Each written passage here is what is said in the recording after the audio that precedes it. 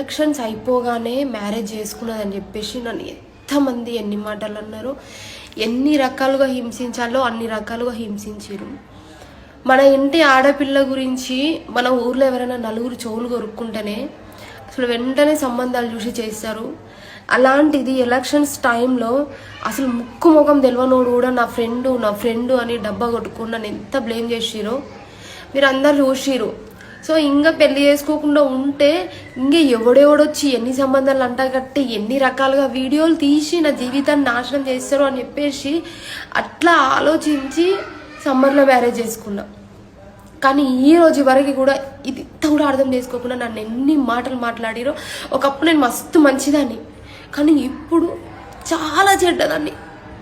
పెళ్లి చేసుకోవడం ఇంట్రెస్ట్ లేకపోయినా ఒక 1 year ఆగుదాం అనుకున్నాం మేము. మా ఫ్యామిలీలో అటు చెప్పుకున్నా 2 sides ఒక 1 year ఆగి చేసుకుందాం అనుకున్నా. కానీ ఇంకా ఎన్ని రకాలుగా నన్ను బ్లేమ్ చేస్తారో అని భయపడి పెళ్లి చేసుకున్నా.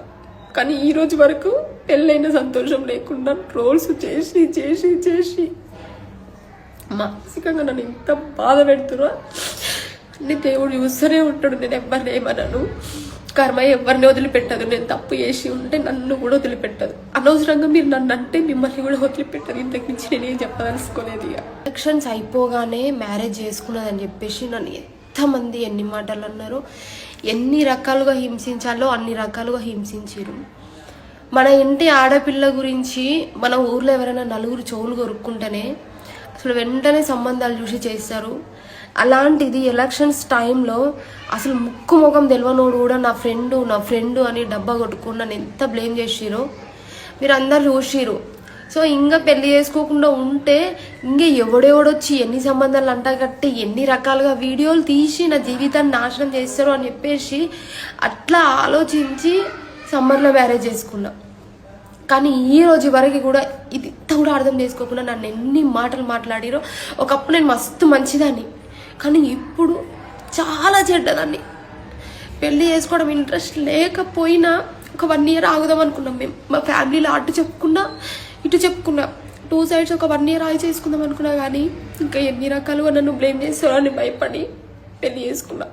కానీ ఈ రోజు వరకు పెళ్ళైన సంతోషం లేకుండా ట్రోల్స్ చేసి చేసి చేసి మానసికంగా నన్ను ఇంత బాధ పెడుతున్నా.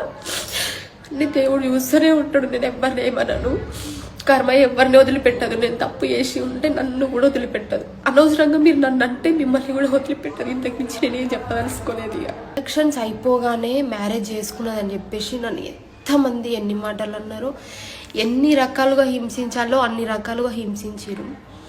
మన ఇంటి ఆడపిల్ల గురించి మన ఊర్లో ఎవరైనా నలుగురు చెవులు కొరుక్కుంటేనే అసలు వెంటనే సంబంధాలు చూసి చేస్తారు. అలాంటిది ఎలక్షన్స్ టైంలో అసలు ముక్కు ముఖం తెలియనోడు కూడా నా ఫ్రెండు అని డబ్బా కొట్టుకుని నన్ను ఎంత బ్లేమ్ చేసిరో మీరు అందరు చూసిరు. సో ఇంకా పెళ్లి చేసుకోకుండా ఉంటే ఇంకా ఎవడెవడొచ్చి ఎన్ని సంబంధాలు అంటగట్టి ఎన్ని రకాలుగా వీడియోలు తీసి నా జీవితాన్ని నాశనం చేస్తారు అని చెప్పేసి అట్లా ఆలోచించి సమ్మర్లో మ్యారేజ్ చేసుకున్నా. కానీ ఈ రోజు వరకు కూడా ఇది కూడా అర్థం చేసుకోకుండా నన్ను ఎన్ని మాటలు మాట్లాడిరో. ఒకప్పుడు నేను మస్తు మంచిదాన్ని, కానీ ఇప్పుడు చాలా చెడ్డదాన్ని.